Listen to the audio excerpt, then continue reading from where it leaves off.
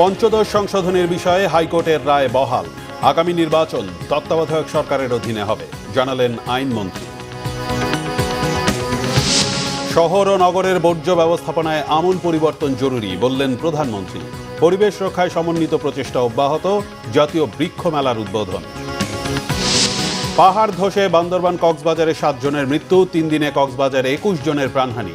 ভারী বৃষ্টিতে প্লাবিত শত শত গ্রাম, পানিবন্দী 3 লাখ মানুষ।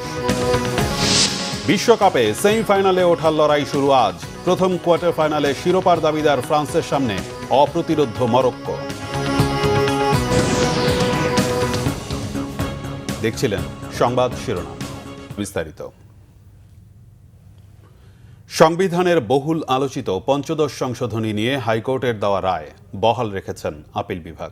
তত্ত্বাবধায়ক সরকার ব্যবস্থা বাতিল সহ সংবিধানের কয়েকটি বিধানকে অসাংবিধানিক ঘোষণা করে হাইকোর্ট যে রায় দিয়েছিলেন তা বহাল রেখে রায় দেন প্রধান বিচারপতি জুয়ার রহমান চৌধুরীর নেতৃত্বাধীন আপিল বিভাগ। বিস্তারিত সৈকত সাদিকের প্রতিবেদনে। 2011 সালের 30 জুন জাতীয় সংসদে ক্ষমতাচ্যুত আওয়ামী লীগ সরকার পাশ করেছিল সংবিধানের পঞ্চদশ সংশোধনী। এতে বাতিল করা হয় তত্ত্বাবধায়ক সরকার ব্যবস্থা। নারীদের সংরক্ষিত আসন বাড়িয়ে করা হয় 50। সংবিধানে অবৈধ হস্তক্ষেপ করলে রাষ্ট্রদ্রোহিতার শাস্তিসহ প্রায় 54টি বিষয় সংযুক্ত করা হয়। পঞ্চদশ সংশোধনীর কারণে 2014, 18 ও 24-এর জাতীয় নির্বাচন দলীয় সরকারের অধীনে অনুষ্ঠিত হয়। এসব নির্বাচন বয়কট করে ক্ষমতাসীন দল বিএনপি ও বিরোধী দল জামাত সহ কয়েকটি রাজনৈতিক দল। 2024-এর 5 আগস্ট জুলাই অভ্যুত্থানে শেখ হাসিনা সরকারের পতনের পর পঞ্চদশ সংশোধনী বাতিল চেয়ে হাইকোর্টে রিট করে সুশাসনের জন্য নাগরিক সুজন সহ কয়েকটি পক্ষ এই রিট নিষ্পত্তি করে তত্ত্বাবধায়ক সরকার ব্যবস্থা বাতিল করা সহ কয়েকটি বিষয়কে অবৈধ ঘোষণা করে রায় দেন হাইকোর্ট। হাইকোর্টের রায়ের বিরুদ্ধে আপিল করেন 4টি পক্ষ। প্রধান বিচারপতি জুবাইর রহমান চৌধুরীর নেতৃত্বাধীন আপিল বিভাগ বৃহস্পতিবার হাইকোর্টের রায় হুবহু বহাল রেখে আপিল খারিজ করে দিয়েছেন। আজকের আপিল বিভাগের রায়ের ফলে হাইকোর্টের সেই যে ঐতিহাসিক জাজমেন্ট যেটি ছিল সেটি আজকে আবার পুনরায় আমি কি বলবো যে বহাল তো অবশ্যই সেটাই আবার প্রতিস্থাপিত স্থাপন হলো আর কি। পূর্ণাঙ্গ রায় যখন আমরা পাবো তখন আমরা আসলে বলতে পারবো যে আদালত কোন কোন বিষয়গুলো অবজারভেশনে দিয়েছেন। রিটকারী সংগঠন সুজনের সম্পাদক বদিউল আলম মজুমদার এই রায়ে সন্তুষ্টি প্রকাশ করে বলেন, পূর্ণাঙ্গ রায়ের পর রিভিউ করা হবে। আর আইনজীবী জানান, আদালতের রায়ে তত্ত্বাবধায়ক সরকারের রূপরেখা নিয়ে অস্পষ্টতা থেকে গেছে। হাইকোর্টের রায় যেগুলো বাতিল হয়েছিল সেগুলোই আপিল বিভাগের রায় বহাল থাকলো। আপিল বিভাগ নতুন করে আর কোনো কিছুকে বাতিল করেননি। আমরা যে রিভিউ করেছিলাম, রিভিউতে আমরা প্রতিকার পেয়েছি, তাই তত্ত্বাবধায়ক সরকার ব্যবস্থা ফিরে আসছে। তাই তত্ত্বাবধায়ক সরকার ব্যবস্থা ফিরে আসলে দিনের ভোট রাতে হওয়ার সম্ভাবনাটা অতি ক্ষীণ। তত্ত্বাবধায়ক সরকার গণভোটের বিধান, সংবিধান পরিবর্তন সহ 4টি বিধান বাতিল করায় জুলাই চার্টার অনুযায়ী সংসদ সিদ্ধান্ত নিতে পারবে বলে জানান জামায়াতের আইনজীবী। পঞ্চদশ সংশোধনীর মাধ্যমে তত্ত্বাবধায়ক সরকারের বিধানকে বাতিল ঘোষণা করা হয়েছিল। আমাদের হাইকোর্ট বিভাগ ওই বাতিলটাকে অসাংবিধানিক ঘোষণা করেছিলেন। আপিল বিভাগের আজকের রায়ের মাধ্যমে ওই তত্ত্বাবধায়ক সরকার হাইকোর্ট ডিভিশন যে বাতিল করেছেন, এই বাতিলটাকে যে বাতিল করেছেন সেই বিষয়টা বহাল থাকবে। অর্থাৎ তত্ত্বাবধায়ক সরকার ব্যবস্থা ফিরে আসতে আর কোনো বাধা থাকলো না। সুপ্রিম কোর্টের মাধ্যমে তত্ত্বাবধায়ক সরকার ব্যবস্থা বাতিল হয়েছিল, আবার সর্বোচ্চ আদালতের রায়ের মাধ্যমেই ফিরে আসলো তত্ত্বাবধায়ক সরকার ব্যবস্থা।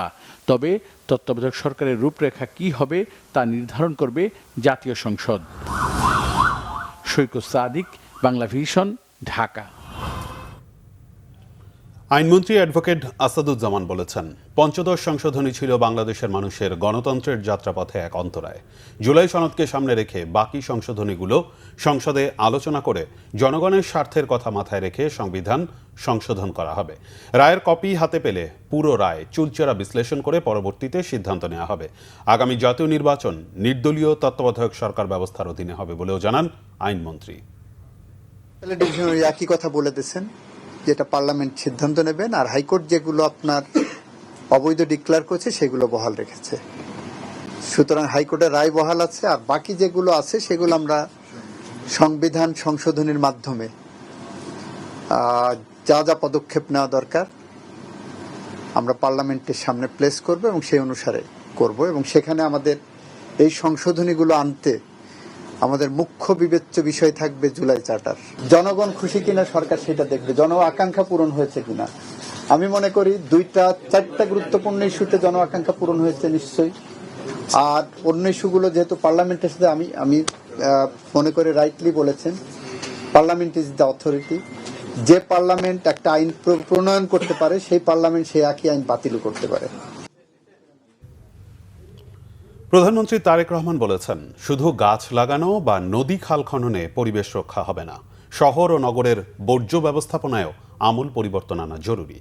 প্লাস্টিক পণ্য ও বর্জ্য কমিয়ে আনতে সরকার কাজ করছে বলে জানান তিনি। বলেন, পরিবেশ রক্ষায় পুলিশ বা আইন দিয়ে হবে না, সব প্রাণী ও প্রাণের নিরাপদ আবাসস্থলের জন্য সবাইকে দায়িত্বশীল হবার আহ্বান জানান প্রধানমন্ত্রী। রিপোর্ট করছেন সিকান্দার রেমান।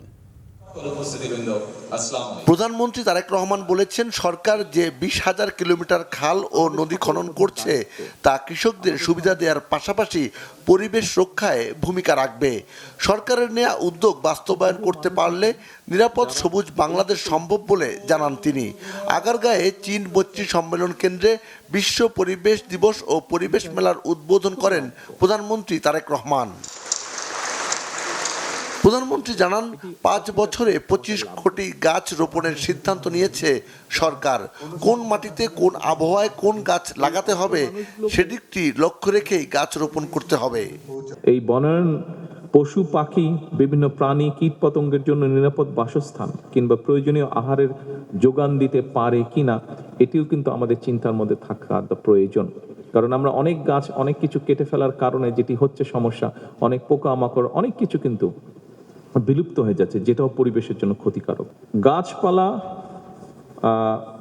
প্রাণী অর্থাৎ সকল জীব এবং মাটি, পানি, বায়ু, জড় পরিবেশ সবকিছু যাতে স্বাভাবিকভাবে মিলেমিশে থাকতে পারে, বনায়নের মাধ্যমে, ফরেস্টেশনের মাধ্যমে এরকম একটা ইকোসিস্টেম বজায় এবং বহাল রাখায় আমরা চেষ্টা করছি। বর্তমান সরকার যে কাজগুলো করছে তার ভিতর দিয়ে এই পুরো জিনিসটাকে একসাথে রাখার, পরিবেশের যে ঠিকঠাক সেটাই আমাদের লক্ষ্য। শুধু যে গাছ লাগাবো আমরা, শুধু যে প্লাস্টিক সরাবো তা না, অনেকগুলো ইন্টিগ্রেটেড জিনিস আছে, সেগুলোকে আমরা খেয়াল রাখার চেষ্টা করছি। সবুজ প্রকৃতির সঙ্গে উন্নয়ন সমানতালে এগিয়ে নেওয়া সরকারের লক্ষ্য বলেও জানান প্রধানমন্ত্রী তারেক রহমান। বসবাসের অযোগ্যর তালিকায় বিশ্বের 3য় অবস্থানে ঢাকা এমন প্রতিবেদনের উদাহরণ টেনে বিষয়টিকে গুরুত্বের সঙ্গে নিয়ে সবাইকে সচেতন হওয়ার আহ্বান জানান প্রধানমন্ত্রী। আমরা যদি আমাদের নদীগুলোকে বাঁচাতে না পারি তাহলে অবশ্যই কিন্তু কৃষি, খাদ্য নিরাপত্তা এবং পানির নিরাপত্তার কোনোটাই নিশ্চিত করা সম্ভব হবে না, কোনোটাই নিশ্চিত করা সম্ভব হবে না। এ কারণেই ইকোসিস্টেম রক্ষা করাটা অত্যন্ত জরুরি। উন্নয়ন ও পরিবেশকে একে অপরের প্রতিদ্বন্দ্বী হিসেবে না দেখে বরং প্রকৃতির সঙ্গে সম্প্রীতি বজায় রেখে উন্নয়ন এবং সমৃদ্ধি গড়ে উঠুক, এটি বর্তমান সরকারের প্রত্যাশা, বর্তমান সরকারের পরিকল্পনা, ইচ্ছা, যেভাবেই আমরা বলি কেন। ছাদ বাগান, নগর ফরেস্টেশন, নগর বনায়ন, GIS ভিত্তিক বৃক্ষরোপণ, নদী তীর এবং খালের দুপাশে সবুজায়ন এবং ইকো ট্যুরিজমকে সরকার অর্থনীতির নতুন ক্ষেত্র হিসেবে আমরা বিকশিত করতে চাই। বৃক্ষরোপণ ও সবুজায়নে ভূমিকার জন্য ব্যক্তি ও প্রতিষ্ঠান পর্যায়ে বিভিন্ন ক্যাটাগরিতে পরিবেশ পদক তুলে দেন প্রধানমন্ত্রী। এ সময় বৃক্ষরোপণ ও বৃক্ষমেলার উদ্বোধন করেন প্রধানমন্ত্রী তারেক রহমান। বিভিন্ন স্টল ঘুরে দেখেন তিনি।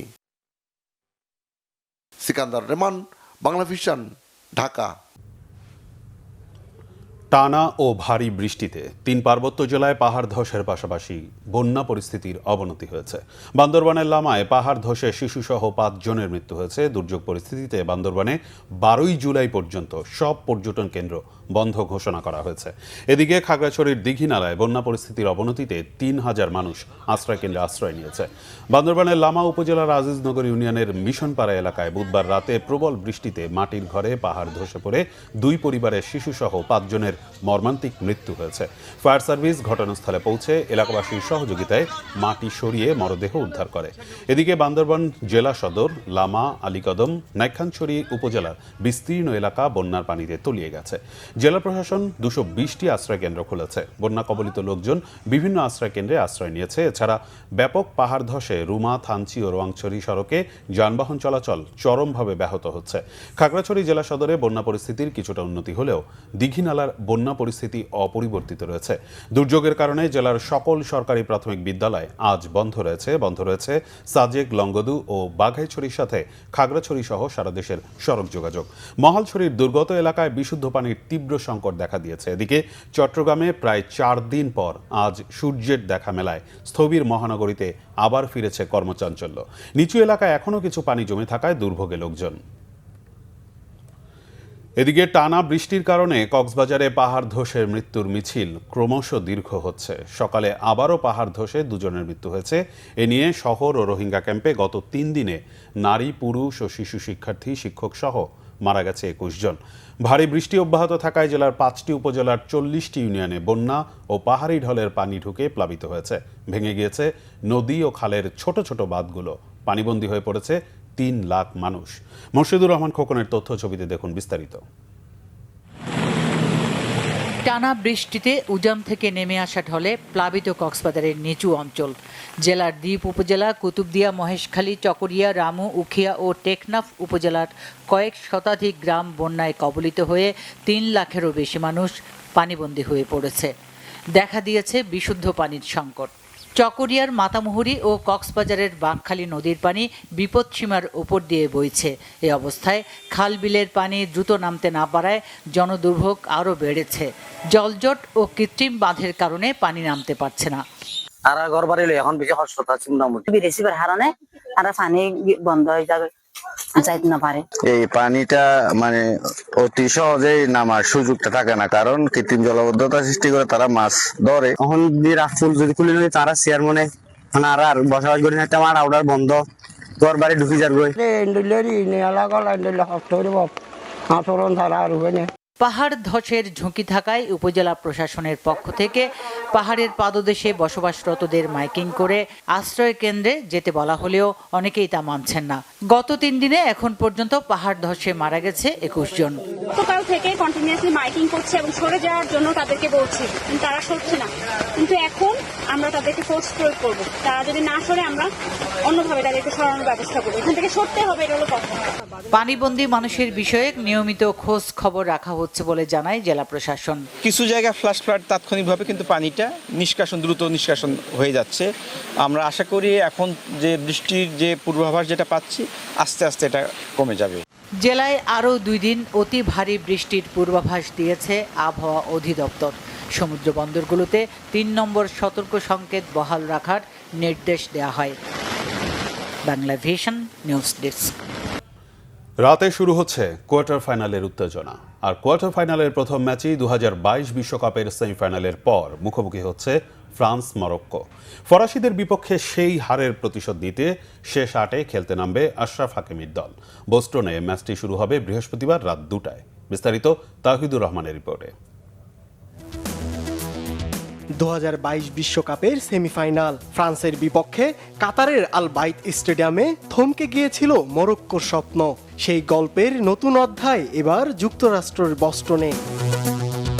একদিকে বিশ্বকাপের দুর্দান্ত ছন্দে থাকা এমবাপ্পের ফ্রান্স টানা 5 ম্যাচে 5 জয়, শেষ 16তে প্যারাগুয়েকে 1-0 গোলে হারিয়ে কোয়ার্টার ফাইনালে ওঠে দিদিয়েম দিশমের শিষ্যরা। দলের বড় ভরসা এমবাপ্পে, দেমবেলে, বারকোলা ও লিসে। কোনো অশুভ শক্তি নয়, খেলার মাঠে প্রতিপক্ষকে পরাস্ত করতে তারা যেন ফরাসি নিনজা টার্টেল। ইতিমধ্যেই 7 গোল করে গোল্ডেন বুটের দৌড়ে এগিয়ে কিলিয়ান এমবাপ্পে। অন্যদিকে ইতিহাস গড়ার স্বপ্নে বিভোর আশরাফ হাকিমির মরক্কো। শেষ 16তে স্বাগতিক কানাডাকে 3-0 গোলে উড়িয়ে টানা দ্বিতীয় বিশ্বকাপের কোয়ার্টার ফাইনালে অ্যাটলাস লায়ন্সরা। গোলবারের নিচে ইয়াসিনি বুনো, রক্ষণে অধিনায়ক আশরাফ হাকিমি, আক্রমণে ব্রাহিম দিয়াজ, তরুণ আজিদ্দিন উনাহির উপরই ভরসা রাখছেন কোচ মোহাম্মদ ওয়াহবি। এদিকে শেষ 34 ম্যাচে অপ্রতিরোধ্য ছিল আশরাফ হাকিমির দল, হারেনি একটিও, ড্র মাত্র 5টি। পরিসংখ্যানে অবশ্য এগিয়ে ফ্রান্স। 2 দলের 6 দেখায় 4টিতে জয় লে ব্লুজদের, আর মরক্কোর জয় 1টিতে। আর অপটা সুপার কম্পিউটারের হিসাবেও এগিয়ে ফরাসিরা। তাদের জয়ের সম্ভাবনা 62%, আর হাকিমিদের সম্ভাবনা মাত্র 17। তবে দ্য গ্রেটেস্ট শো অন আর্থে ইতিমধ্যেই পরিসংখ্যানের গল্প পাল্টিয়ে তৈরি হয়েছে নতুন রূপকথা। ফ্রান্স বনাম মরক্কো শুধু একটি ম্যাচ নয়, এটি প্রতিশোধের গল্প, স্বপ্ন ও আত্মপ্রমাণের লড়াই। Tawhidur Rahman, Bangla vision, sports desk. প্রাথমিক স্বাস্থ্যসেবা নিশ্চিতের লক্ষ্যে সরকার দেশের ১৯২টি নগর স্বাস্থ্য কেন্দ্রের মাধ্যমে সেবা সম্প্রসারণের উদ্যোগ নিয়েছে, জানিয়েছেন স্বাস্থ্যমন্ত্রী সরদার মোহাম্মদ শাখাওয়াত হোসেন। বৃহস্পতিবার রাজধানীর একটি হোটেলে নগর এলাকায় প্রাথমিক স্বাস্থ্যসেবা সম্প্রসারণ শীর্ষক আলোচনা সভায় তিনি এ তথ্য জানান। স্বাস্থ্যমন্ত্রী বলেন, উপজেলা স্বাস্থ্য কমপ্লেক্সে দীর্ঘ লাইনে অপেক্ষা না করেই নগরবাসী যেন সহজে প্রাথমিক স্বাস্থ্যসেবা পায় সে লক্ষ্যে সরকার কাজ করছে। এতে বিশেষ করে নিম্ন আয়ের মানুষের দোরগোড়ায় স্বাস্থ্যসেবা পৌঁছে দেওয়া আরও সহজ হবে। দেশের প্রতিটি নাগরিকের জন্য মানসম্মত প্রাথমিক স্বাস্থ্যসেবা নিশ্চিত করা সরকারের প্রধান লক্ষ্য উল্লেখ করে স্বাস্থ্যমন্ত্রী বলেন, উপজেলা পর্যায়ে কিডনি ডায়ালাইসিস সেবা চালু করা হচ্ছে। একই সঙ্গে 50 শয্যা ও জেলা হাসপাতালগুলোতেও ডায়ালাইসিস সুবিধা সম্প্রসারণ করা হবে। স্থানীয় সরকার, পল্লী উন্নয়ন ও সমবায় প্রতিমন্ত্রী মীর শাহে আলম বলেছেন, তিনি প্রধানমন্ত্রী তারেক রহমানের বন্ধু না, বিএনপির সাধারণ একজন কর্মী। সচিবালয়ে বাংলাদেশ সেক্রেটারিয়েট রিপোর্টার্স ফোরাম আয়োজিত বিএসআরএফ সংলাপে অংশ নেন স্থানীয় সরকার, পল্লী উন্নয়ন ও সমবায় প্রতিমন্ত্রী মীর শাহে আলম। জানান, এবছর স্থানীয় সরকার নির্বাচন হবে, এজন্য বাজেটে বরাদ্দ রাখা আছে। এ সময় প্রতিমন্ত্রী বলেন, তিনি প্রধানমন্ত্রী তারেক রহমানের বন্ধু নন, বিএনপির একজন কর্মী। তবে বগুড়ার মানুষ হিসেবে তারেক রহমানের সাথে তার ভালো যোগাযোগ রয়েছে। এ নিয়ে অতিরঞ্জিত কিছু না বলার জন্য অনুরোধ করেন মীর শাহে আলম। এলজিআইডি প্রতিমন্ত্রী জানান, বগুড়া উন্নয়ন বঞ্চিত ছিল, এখন উন্নয়ন চাওয়া বগুড়াবাসীর জন্য অপরাধ কিনা সে প্রশ্ন রাখেন এলজিআইডি প্রতিমন্ত্রী। বগুড়ায় তুরস্কের সাথে জয়েন্ট ভেঞ্চারে ড্রোন তৈরি কারখানা করা হবে বলেও জানান এলজিআইডি প্রতিমন্ত্রী। প্রাথমিকভাবে নির্বাচন কমিশনও স্থানীয় সরকার নির্বাচনগুলোর জন্য প্রাথমিক প্রস্তুতি যেটি তারা শুরু করেছেন, সিটি কর্পোরেশন, উপজেলা, পৌরসভা, জেলা পরিষদ, ইউনিয়ন, এই নির্বাচনগুলো করবার জন্য তারাও প্রাথমিক যে প্রস্তুতি তারাও শুরু করেছে। সব মিলিয়ে এই বছরটি সরকারের যেমন এই বড় একটি বাজেট বাস্তবায়নও যেমন একটা চ্যালেঞ্জ হবে, আমাদের সামনে নির্বাচনগুলো আসবে, এখানেও নির্বাচন অবাধ, সুষ্ঠু, নিরপেক্ষ এবং মানুষের কাছে গ্রহণযোগ্য করবার জন্য সরকারের জন্য একটা চ্যালেঞ্জ রয়েছে। সরকারের ভাবমূর্তি বিনষ্ট করতে এখনও ষড়যন্ত্র চক্রান্ত করা হচ্ছে বলে জানিয়েছেন প্রধানমন্ত্রীর উপদেষ্টা ও বিএনপির সিনিয়র যুগ্ম মহাসচিব রুহুল কবির রিজভী। নয়াপল্টনে দলের কেন্দ্রীয় কার্যালয়ে সমসাময়িক নানা বিষয় নিয়ে সংবাদ সম্মেলন করেন প্রধানমন্ত্রীর উপদেষ্টা রুহুল কবির রিজভী। এ সময় রুহুল কবির রিজভী বলেন, রথযাত্রাকে কেন্দ্র করে উস্কানি দিয়ে কেউ যেন রাজনীতি করার সুযোগ না পায়, সেজন্য নেতাকর্মীদের সতর্ক থাকতে হবে। উস্কানি দিয়ে কোনো এজেন্ট যেন কিছু করতে না পারে, সেজন্য প্রশাসন সহ নেতাকর্মীদের নির্দেশ দেওয়া হয়েছে। প্রধানমন্ত্রী উপদেষ্টা বলেন, স্কুল ফিডিং কার্যক্রমে সরকারের প্রচেষ্টাকে নস্যাৎ করার চেষ্টা করা হচ্ছে। সরকারের তহবিল থেকে টিফিন কার্যক্রমে যারা সঠিকভাবে কাজ করছে না তারা মানবতার শত্রু। মাঠ পর্যায়ে যারা জড়িত তাদেরকে শাস্তির আওতায় আনা উচিত বলে মনে করেন রুহুল কবির রিজভী। এবারও তাদের এই রথযাত্রা যে উৎসব, অন্যতম ধর্মীয় উৎসব রথযাত্রা এবং উল্টো রথের তাদের এই আয়োজনে বাংলাদেশ জাতীয়তাবাদী দল একইভাবে তাদের পাশে থাকবে এবং তাদের সাথে থাকবে, যাতে কেউ কোনো উস্কানি এবং কোনো ধরনের এটিকে নিয়ে কোনো রাজনীতি করার সুযোগ সৃষ্টি করতে না পারে।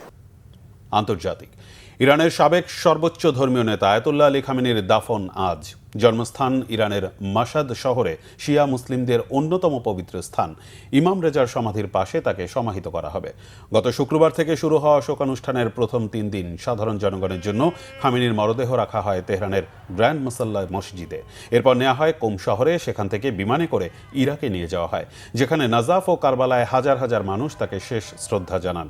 নাজাফে আয়োজিত শোকযাত্রায় উপস্থিত ছিল লাখ লাখ মানুষ। নাজাফে শোকযাত্রা শেষে আলী খামেনিকে নেওয়া হয় হজরত আলী রাদিয়াল্লাহু তাআলা আনহুর সমাধি প্রাঙ্গণে, যেখানে ধর্মীয় নেতারা জানাজায় অংশ নেন। পরে মরদেহ নিয়ে যাওয়া হয় কারবালায়, সেখানে জানাজা শেষ করে আবারও ইরানে ফিরিয়ে আনা হয়েছে আলী খামেনির মরদেহ। 4 মাস আগে 28 ফেব্রুয়ারি যুক্তরাষ্ট্র ইসরায়েলের যৌথ হামলায় পরিবারের 4 সদস্য সহ নিহত হন আয়াতুল্লাহ আলী খামেনি। যুদ্ধ পরিস্থিতির কারণে এতদিন তার দাফন স্থগিত রাখা হয়েছিল। পরে তেহরান ও ওয়াশিংটনের মধ্যে যুদ্ধবিরতি নিয়ে সমঝোতা স্মারক সইয়ের পর দাফনের কার্যক্রম শুরু হয়। সংবাদ শেষ করব শিরোনামগুলো আরেকবার জানিয়ে। পঞ্চদশ সংশোধনের বিষয়ে হাইকোর্টের রায় বহাল, আগামী নির্বাচন তত্ত্বাবধায়ক সরকারের অধীনে হবে, জানালেন আইনমন্ত্রী। শহর ও নগরের বর্জ্য ব্যবস্থাপনায় আমূল পরিবর্তন জরুরি বললেন প্রধানমন্ত্রী। পরিবেশ রক্ষায় সমন্বিত প্রচেষ্টা অব্যাহত, জাতীয় বৃক্ষ মেলার উদ্বোধন। পাহাড় ধসে বান্দরবান কক্সবাজারে 7 জনের মৃত্যু, 3 দিনে কক্সবাজারে 21 জনের প্রাণহানি। ভারী বৃষ্টিতে প্লাবিত শত শত গ্রাম, পানিবন্দী 3 লাখ মানুষ। বিশ্বকাপে সেমিফাইনালে ওঠার লড়াই শুরু আজ। প্রথম কোয়ার্টার ফাইনালে শিরোপার দাবিদার ফ্রান্সের সামনে অপ্রতিরোধ্য মরক্কো। এই ছিল এখনকার মতো। পরের সংবাদ বিকেল 4টায় দেখার আমন্ত্রণ রইল। ধন্যবাদ।